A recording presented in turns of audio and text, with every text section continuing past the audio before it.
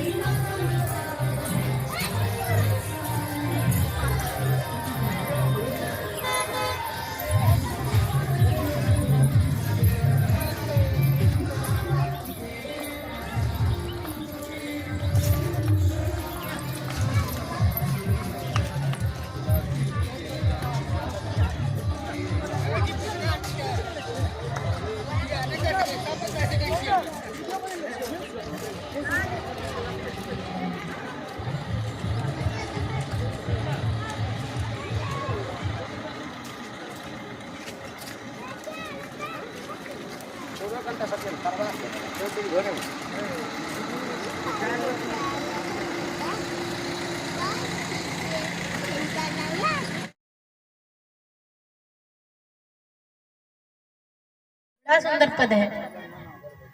तो कहते हैं कि महाराज जो ये राम नाम रूपी धन होता है, श्याम नाम रूपी धन होता है, राधा नाम रूपी धन होता है, इसको कोई भी चुरा नहीं सकता, कोई भी इसका बंटवारा नहीं करा सकता, कोई भी इसको छीन नहीं सकता। और जितना महाराज इसको बांटोगे उतना ही ये बढ़ता जाता है। तो हम सभी एक बार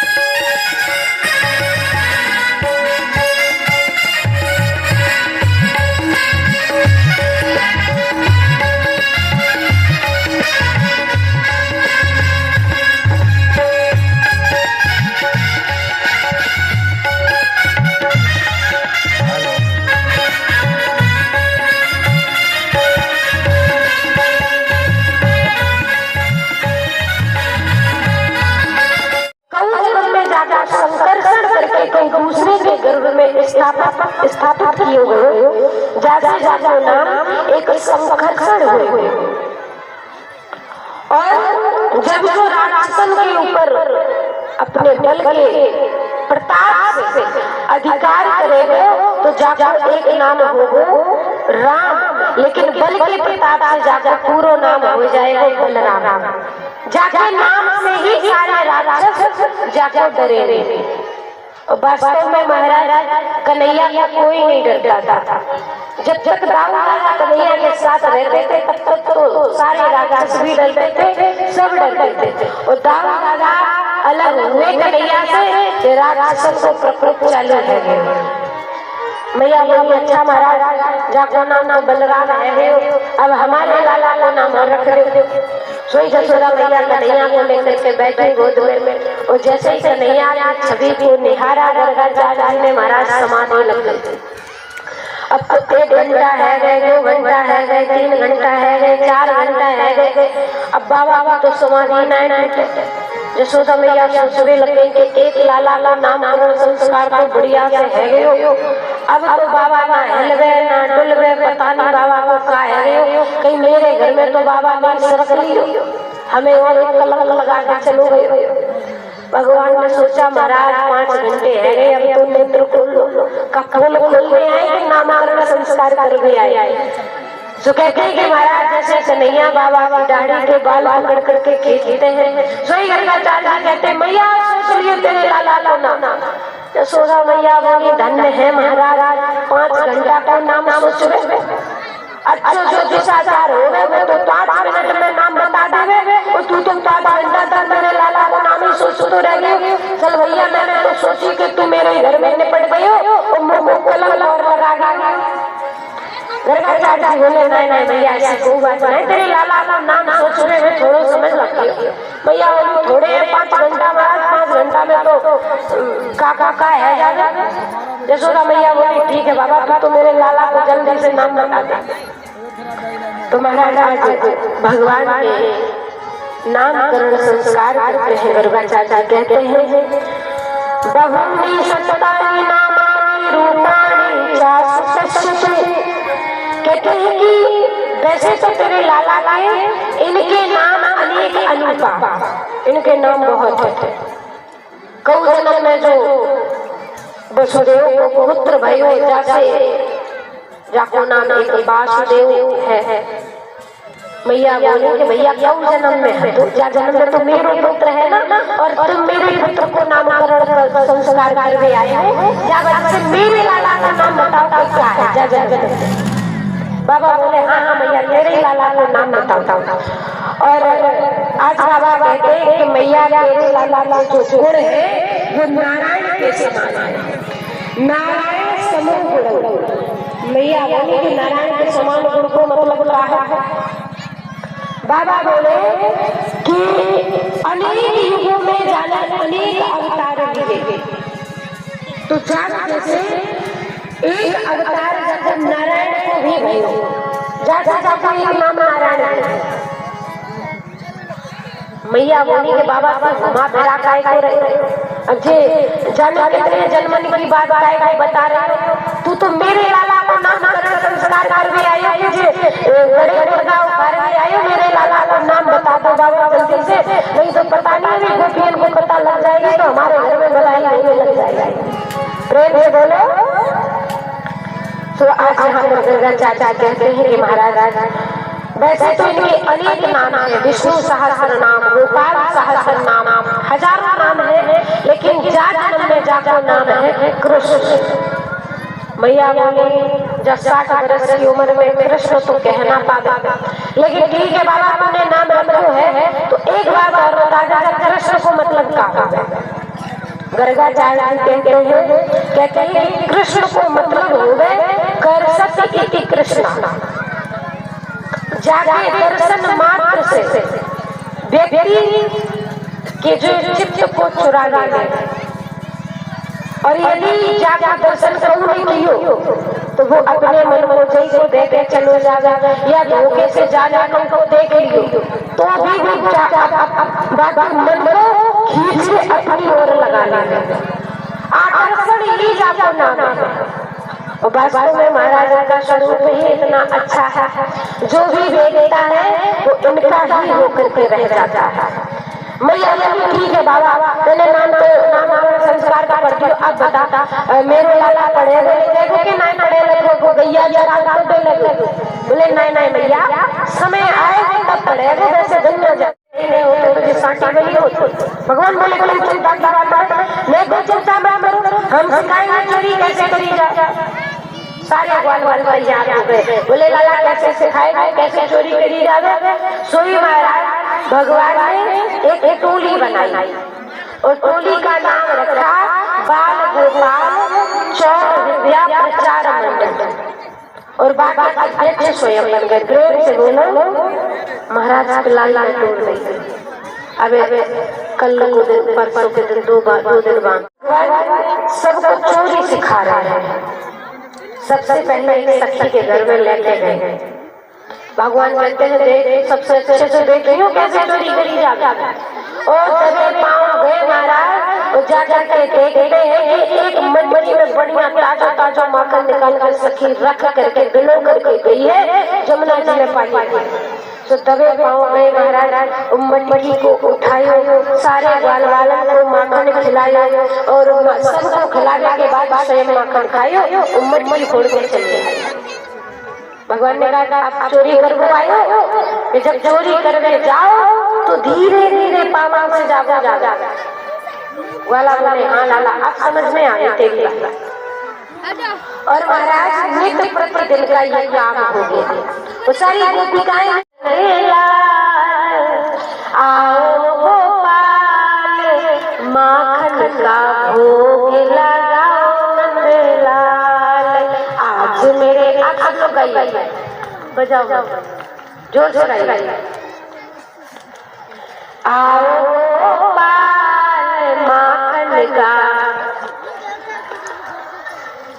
आज मेरे अंगना में आओ गोपाल आओ नंदलाल।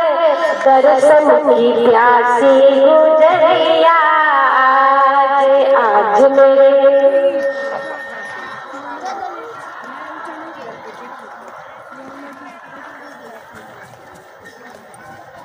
और इस प्रकार से सभी गोपियां बुलाती तो भगवान सभी की इच्छा पूरी करने के लिए सबके घर पर आए।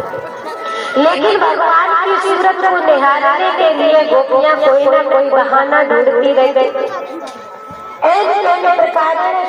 भगवान ने दोपहर में चोरी की है तो शाम के उलंघना देने जाती है यशोदा मैया संध्या के समय में। एक सड़क भी महाराज चढ़ नहीं सहती है, तुरंत लाला का दर्शन करने के लिए अरे यशोदा करती हूँ आज मेरे लाला ने मेरी मटकी फोड़ दी। मैया बोली लाई तुम्हारे फोड़ दी गई। बोली मैया मेरे घर में मामा सारे गए और माखन को खायो जाना माखन खा के भाई मटकी फोड़ दी मेरे नाना के जमाने की मटकी। यशोदा मैया बोली तुम बात बनाए बहन और तेरी मिट्टी की मटकी फोड़ी है तुम पीतल को ले जा। और अब पीतल को कैसे फोड़े। और इस प्रकार से महाराज अनेक गोपियां आती हैं, सुंदर लाला का उलहना देती है। जब लाला का उलहना बहुत आ गया यशोदा मैया बोली यदि मेरे लाला चोरी कर गए तो रंगे हाथ पकड़ के बताओ। गोपियां बोली ठीक है मैया, यदि ऐसा ही बात है तो हम एक दिन जाकर जरूर पकड़ कर लाए। और गोपियां आज की चतुरता से सीके में माखन डाल करके उसमें घंटियां लटकाती। प्रेम से बोलो। तो भगवान जैसे ही जाते हैं तो देखते हैं ओ आजकल तो गोपियां बड़ी होशियार हो गई है, मटकी के ऊपर घंटियां लटका दी। भगवान हाथ जोड़ करके कहते हैं हे घंटी महारानी जब तक मेरे ग्वाल सम्मान ना खा ले तब तक बजियो ना। घंटी ने कहा ठीक है प्रभु जैसे आप सोई भगवान ने एक ग्वाला को घोड़ा बनाया, उसके ऊपर दूसरा बनाया, उसके ऊपर तीसरा चौथा पांचवा, फिर उसके ऊपर चोरों के सरदार ऊपर से माखन निकाल करके देते जा रहे हैं, नीचे सब खाते जा रहे हैं। सारे ग्वाल बोले भैया लाला हमारे पेट तो चक गई हो तुम भी खा लो। और जैसे भगवान ने मटकी में हाथ डाला मोहड़े में लगायो कोई घंटियां टन टन टन टन टन टन टन टन करके सारी की सारी बजने लगी। और जैसे घंटी बजी महाराज तो सारे बाल छोड़ के कन्हैया को भागा, कन्हैया सीटे पे लटके थे। प्रेम से बोलो। सोई सखी घंटी की आवाज सुन के आई, चौरे लाला आप बता तू अपनी मैया के सामने कहवे ना कि मैं तेरे घर में चोरी करूं तो मुंह को रंगे हाथ पकड़ के ला मैया के सामने। अब चल तेरी मैया से रंगे हाथ शिकायत करूं। अब तो कन्हैया मोटे मोटे आंसू निकाल के रोए, सखी एक बार हमको क्षमा कर दे और मैं तेरी सौगंध खा के कहूं आज के बाद मेरे घर में मां मां करावे नहीं आवे। सखी बोली अच्छा सौगंध भी मेरी ही खाएगो, माखन भी मेरा खाएगो, मतलब एन प्रकार से नुकसान मेरे ही करेगो। अब तो तू चल मैया जाकर तेरी शिकायत करो। और सखी जैसे ही कन्हैया को हाथ पकड़ के चली तो सामने से कन्हैया ने देखे कि भाई स्वामी जी चले आ रहे। कन्हैया ने सारे से बुलाओ भैया ले आइए। तो स्वामी जी भैया लाला कहाँ जा रहे हैं? भाभी के साथ। तो कन्हैया बोले देख भैया मेरी मैया ने तो तुम लोगों को माखन खवा दिया, मेरे पेट में एक ही कसर ना है। और पता नहीं घर वाले को कहाँ जाता, मोटे कह रही चल तो वो खाना पड़ेगा, मेरे साथ तो चलना ही पड़ेगा। यदि तो को खाना हो तो बता रसगुल्ला लाने वाले। अरे बोले भैया रसगुल्ला लाने वाले हैं तो कौन नहीं जाता है। अरे कन्हैया अपनी बंदियों को भेज दे। भगवान बोले देखो जैसे मैं अपने हाथ पकड़ूं तू अपनी लगाई तुरंत हाथ पकड़ा दी। भगवान बोले ठीक है। सखी से बोले अरे सखी सुन मेरे हाथ में दर्द है लगे, दूसरों हाथ पकड़ ले मेरे। अब सखी ने सोचा नहीं छोरा है और नरक कलाई है, दुख में लग गई होगी। अच्छा ठीक है लाला होशियारी मत करिए, दूसरों हाथ पकड़ा। बेचारी घूंघट करे रही बड़ो सोचो। प्रेम से बोलो। साक्षात परमात्मा भगवान ने यहाँ पर इंद्र में भी सृष्टि की भगवान, लेकिन भगवान ने देखते ही इंद्र को क्षमा कर। भगवान कहते हैं कि तूने कोई गलती थोड़ा की। इंद्र विचार करने लगा कि इतनी बड़ी गलती को भगवान कह रहे हैं तूने गलती नहीं की। परीक्षित जी ने पूछा सुखदेव जी से कि महाराज इतनी बड़ी गलती के बाद भी भगवान ऐसा क्यों कह रहे हैं?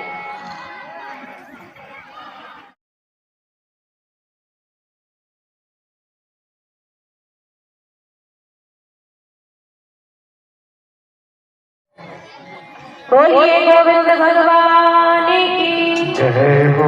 और जैसे ही ऐरावत हाथी में बैठ करके इंद्र को सारे ब्रजवासियों ने जाते देखा तो लाला के पास आए। चौरे लाला एक बात बता। भगवान बोले क्या है भैया? बोले एक बात बता, जाते तेने जन्म लिया बाद से बड़े बड़े तो बाबा आए, एक से एक संत पधारे तेरे दर्शन करने के लाला, और ऐसे लगेंगे जैसे साक्षात देवलोक से देवता पधार रहे हैं। और ज्यादा तुम आए तो देवता तक नहीं आए, बात से ज्यादा राक्षस भी आए तुमको मारने के लाला।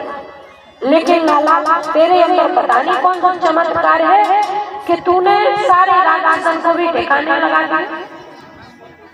और अब तो हमें शंका है लगी और तू भी ज्यादा दर्द को ना, हम समझ के संग को है 7 बरस के, हम भाई 7 बरस को तू है गए। अब तू ही बता 7 बरस को बाल कहूँ 7 कोस को पर्वत उठा पावा।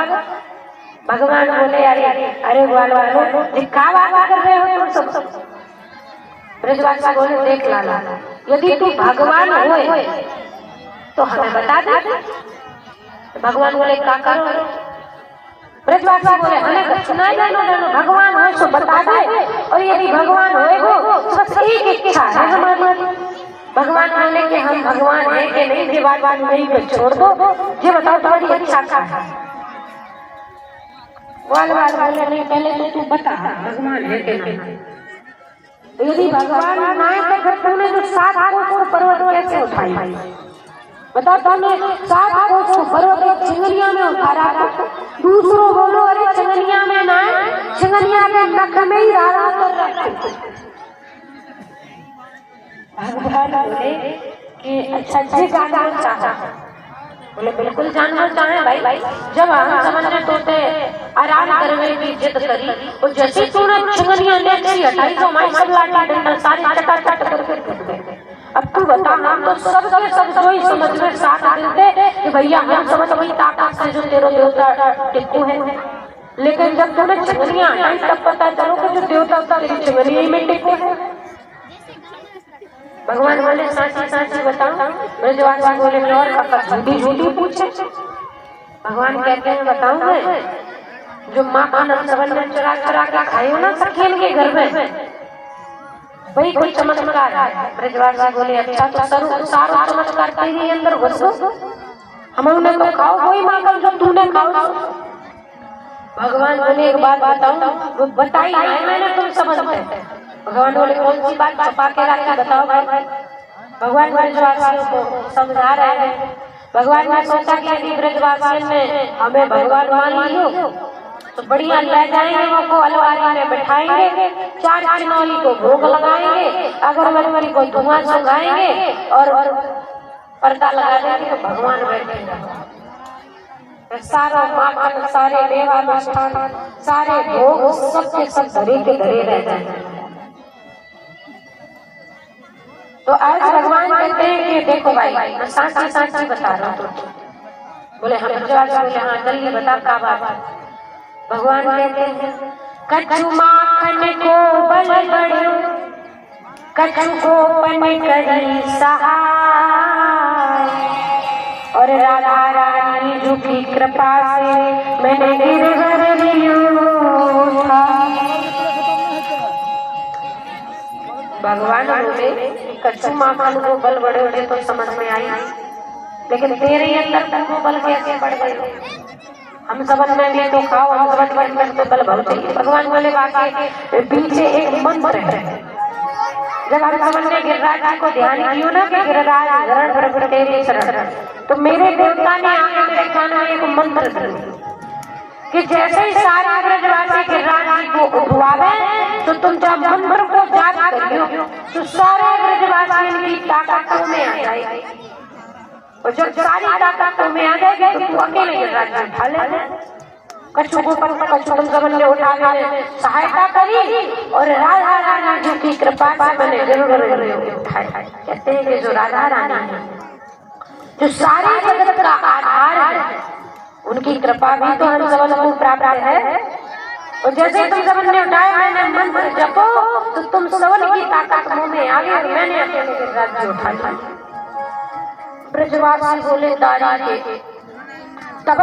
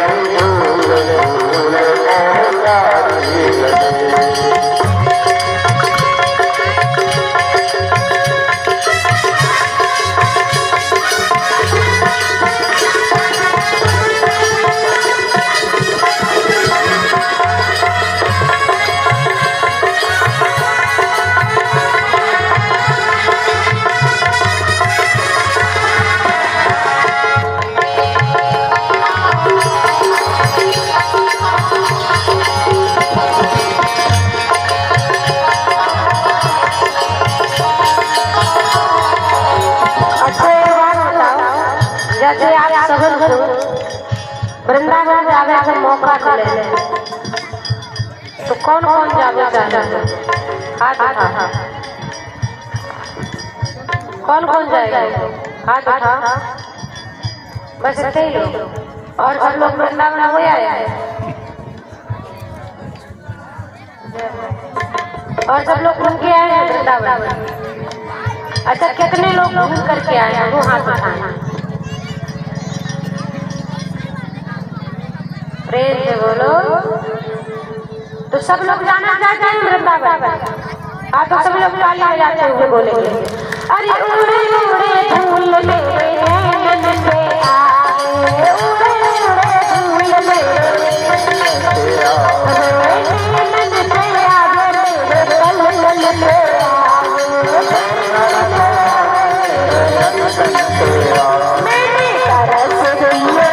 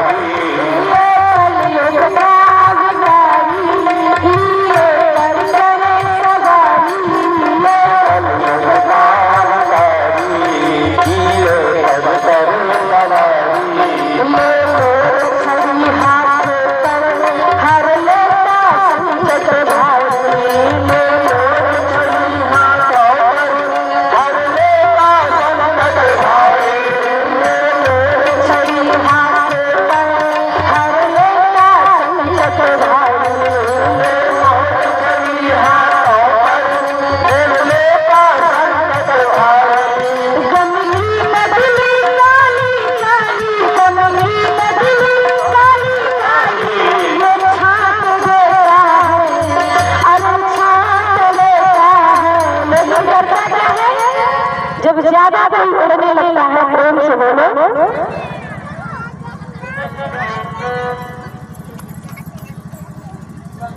अब कहाँ चला गया ये? हेलो।